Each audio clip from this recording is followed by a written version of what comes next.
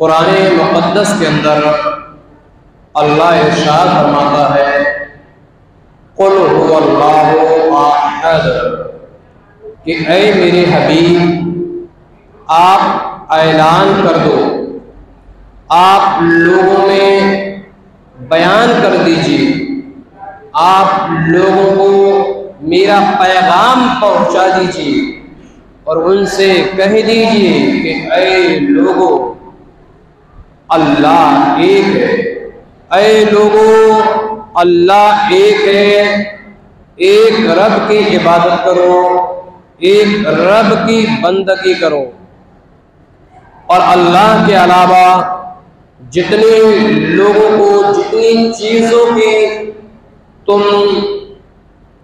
पूजा करते हो, इसको करना बंद करें। अज़ीज़ान मोहतरम, आक़ाए करीम सल्लल्लाहु अलैहि वसल्लम ने ऐलान फरमा दिया, कुल हुवल्लाहु अहद, यानी ऐ लोगों, रब एक है, अल्लाह एक है, अल्लाहुस समद, अल्लाह बेनियाज है। अज़ीज़ान मोहतरम, लेकिन हज़रत इब्राहीम अलैहिस्सलाम के दौर में लोग कई खुदाओं को पूजा करते थे, कई खुदाओं की इबादत किया करते थे, कई खुदाओं के सामने सजदा किया करते थे। अगर हवा को देखते कि हवा तेज चल रही है, तो कुछ लोग तो ऐसे भी थे कि लोगों ने ये सोचा ये हवा इतनी तेज चल रही है, हो सकता है शायद यही खुदा हो, तो लोगों ने हवाओं को खुदा मान लिया। कई लोग इसी दुनिया के अंदर ऐसे भी गुजरे हैं कि जिन्होंने दरिया की रवानी को देखा है, पानी को देखा है, तो लोगों ने दरिया को खुदा मान लिया कि अरे यही दरिया खुदा है, इसलिए कि इसके अंदर कितनी ताकत है, इस पानी के अंदर कितना पावर है, यही खुदा है।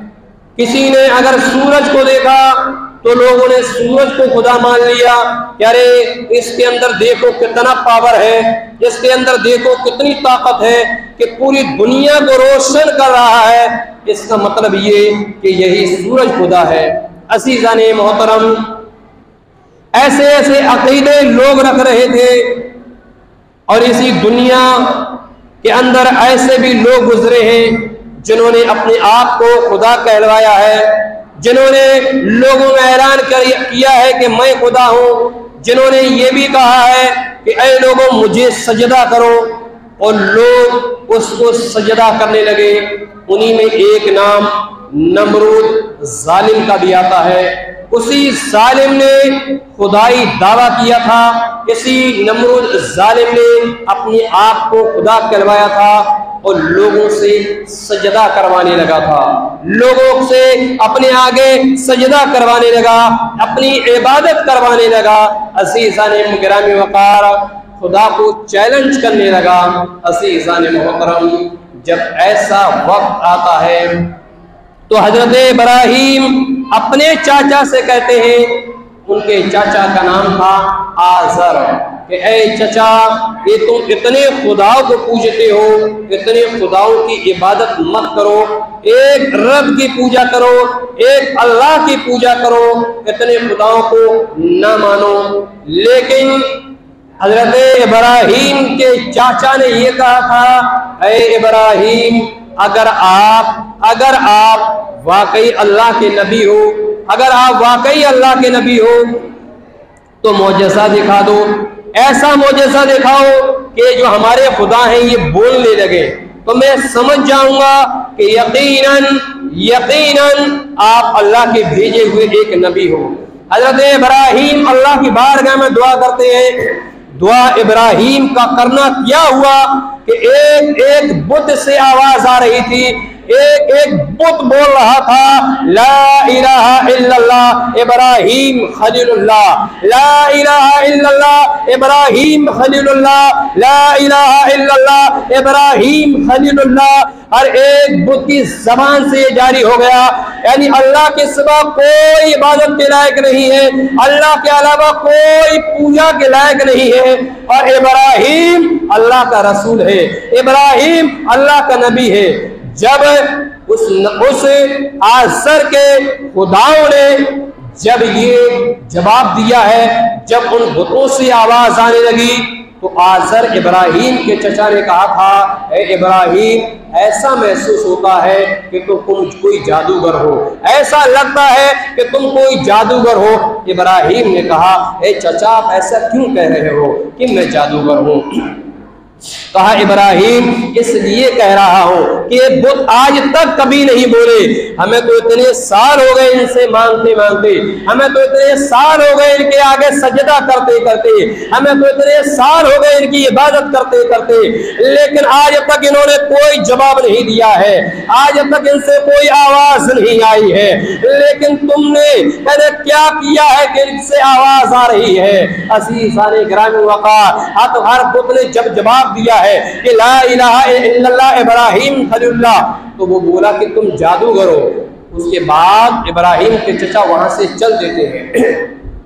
जब चले गए तो नमरूदियों में एक मैटर ऐसा था कि साल में एक दिन ऐसा आता था कि ये लोग मेला लगाया करते थे, ये मेला में जाया करते थे और बड़ी शान और शौकत से जाया करते थे।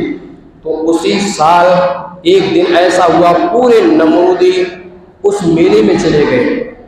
जब इब्राहीम ने देखा कि ये लोग मेले में चले गए, तो एक कुल्हाड़ी हजरत इब्राहीम ने कांधे पर ली और उन्हीं के खुदाओं के पास चले गए।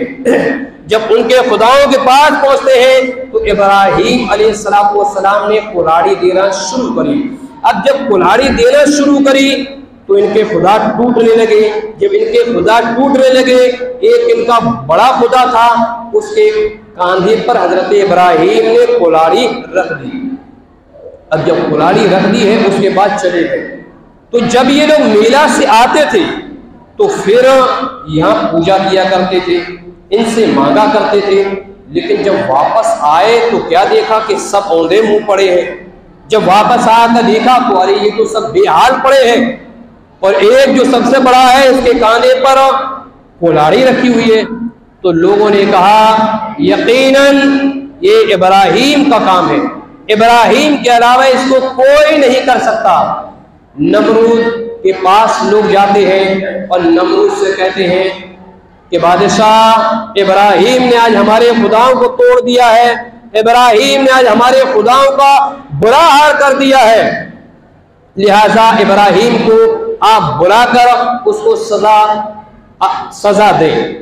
फौरन नमरूद ने हुक्म जारी किया, हजरत इब्राहीम को बुलाया। इब्राहीम नमरूद के दरबार में हाजिर हो गए, और जब इब्राहीम नमरूद के बारगाह नमरूद के पास आते हैं, जब पास आ गए तो कहा, ए इब्राहीम क्या तुमने इन बुतों को तोड़ा है?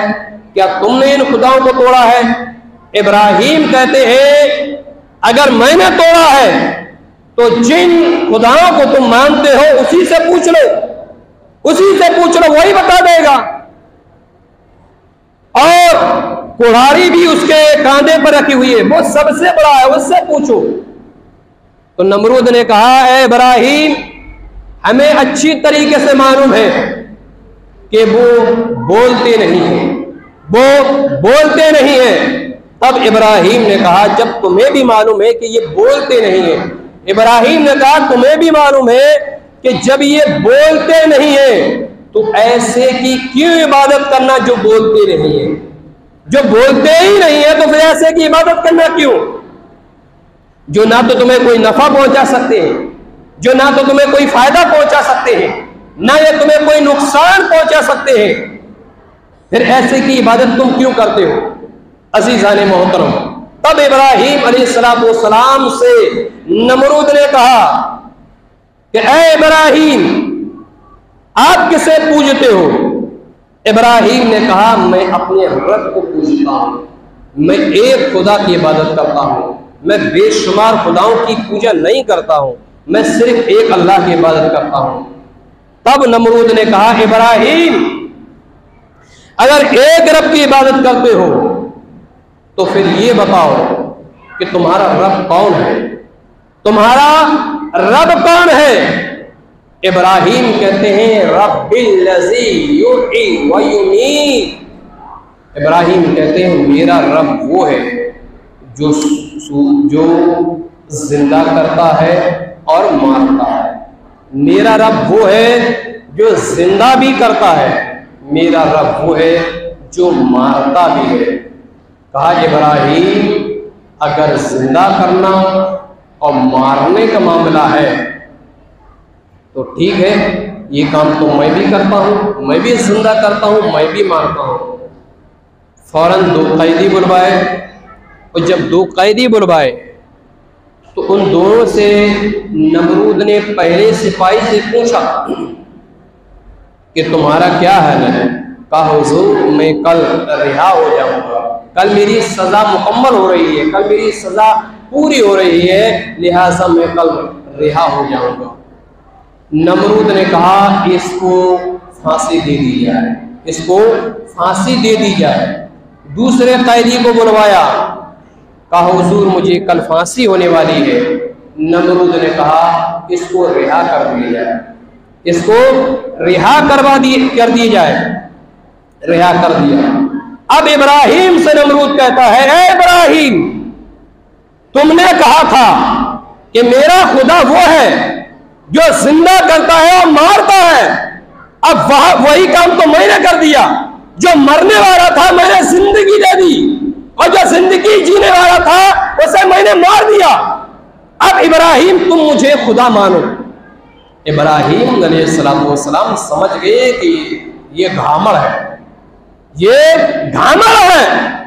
तो इब्राहिम ने कहा कि मेरा खुदा वो है जो सूरज को पूरब से निकालता है, मेरा खुदा वो है जो सूरज को पूरब से निकालता है। अगर तू खुदा है तो तू पश्चिम से निकाल, तू पश्चिम से। काला इब्राहिम फइन्नल्लाह याती बिश्शम्सी मिनल मशरिक़ि फाती बिहा मिनल मग़रिब।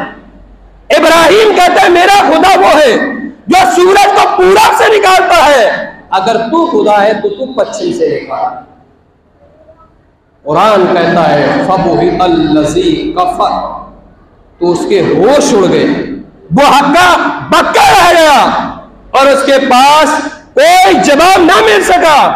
अब जब कोई जवाब नहीं मिल सका तो फिर वही नमरूद कैद करवा देता है।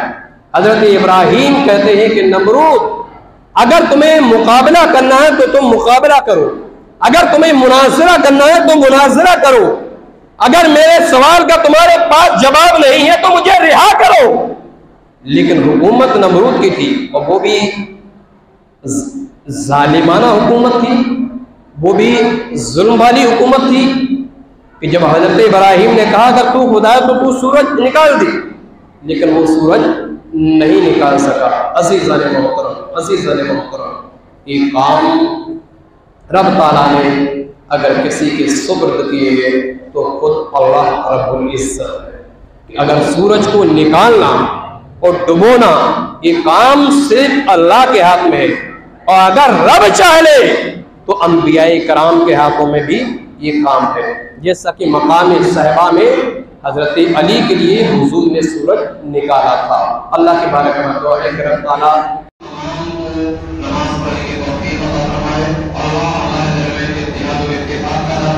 जिन लोगों ने सुन्नतें नहीं पढ़ी वो सुन्नतें पढ़ी।